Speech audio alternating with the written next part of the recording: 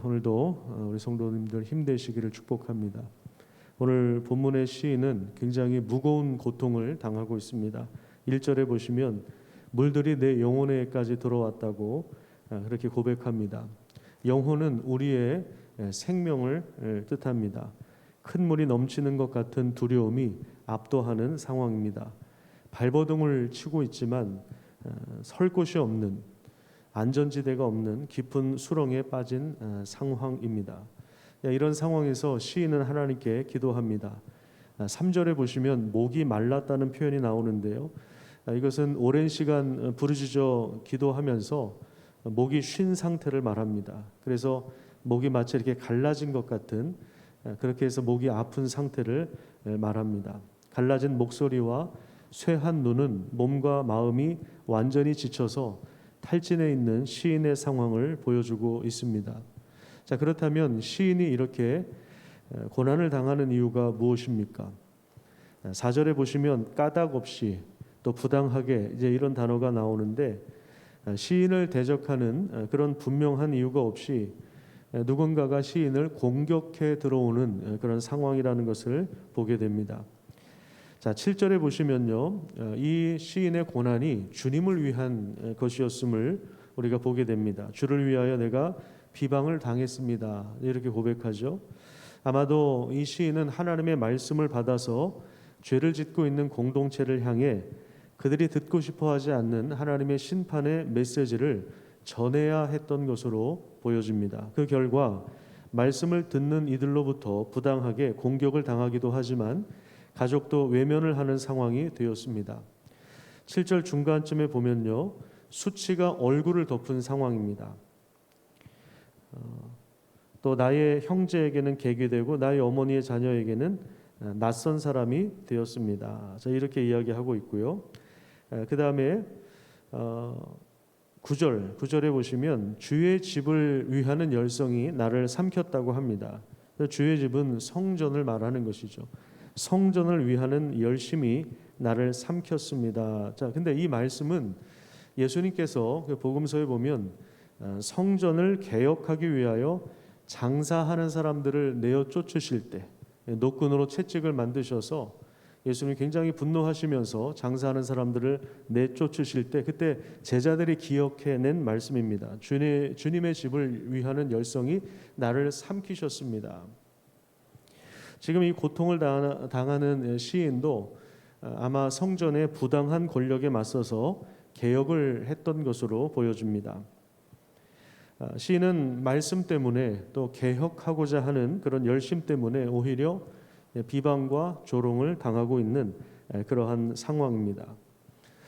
여러분, 이런 상황 속에서 가장 하기 쉬운 선택이 있다면 그것은 포기하는 것입니다.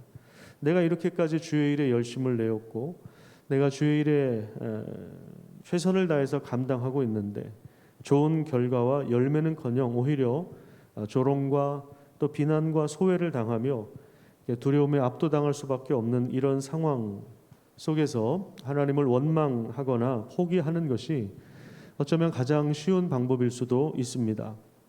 하지만 이런 상황 속에서 시인은 여전히 하나님께 간구하면서 하나님의 응답을 기대하고 있습니다.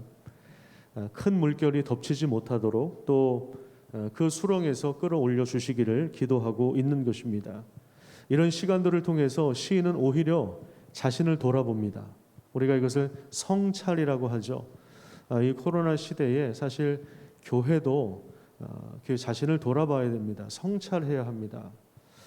이것을 허락하신 하나님의 뜻이 무엇인가? 이것이 단순히 사람이 잘못해서, 사람이 물론 잘못했지만 사람이 잘못해서 그런 어떤 인과관계에 의해서 합리적으로 일어나는 그런 결과가 아니라 지금 2년 동안 이렇게 전염병이 진행되고 있는 것은 하나님의 분명한 심판이고, 이 하나님의 심판에는 분명한 메시지가 있기 때문에 우리 개인의 삶을 돌아볼 뿐더러 또 우리 교회가 함께 교회 자신을 돌아보는 계기가 되어 있어야 합니다.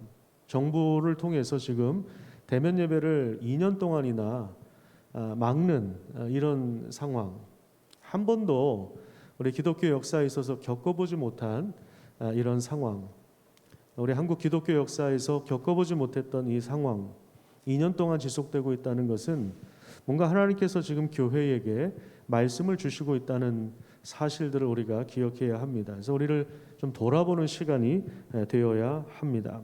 지금 시인이 그런 역할을 하고 있습니다.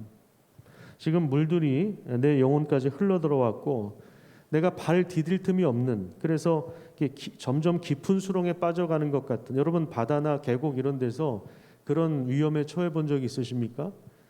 발을 디뎠는데 땅에 닿지를 않는 거예요. 얼마나 놀라고 얼마나 두렵고 얼마나 무섭습니까? 이런 상황에서 시인은 오히려 자신을 성찰하는 것입니다. 그리고 자신의 어리석음까지, 숨겨둔 은밀한 죄까지 고백하면서 자신을 돌아보면서 끝까지 하나님을 신뢰하는 것입니다. 우리 살다 보면 부당한 고난을 당합니다. 원치 않는 고난을 당하기도 합니다. 그것은 우리를 굉장히 힘겨운 상황으로 몰아가죠. 하지만 그럼에도 불구하고 여전히 우리가 기댈 것은 하나님의 크신 사랑입니다. 하나님의 인자하심과 진실하심은 반드시 우리를 따라옵니다. 그 능력 안에서 힘을 내시기를 축복합니다.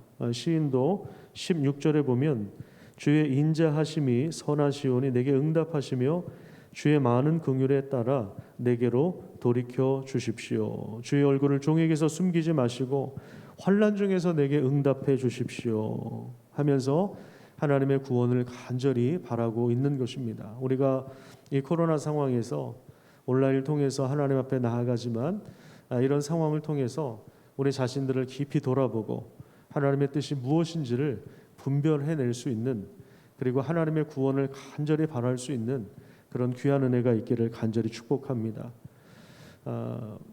그동안 정부도 그렇고 방역 당국도 그렇고 우리 국민들도 그렇고 사실 최선을 다해서 저는 방역에 힘써 왔다고 생각합니다. 어느 나라보다도 비교하는 건 좀 그렇지만 정말 최선을 다해 왔다고 하는데 안 잡히잖아요.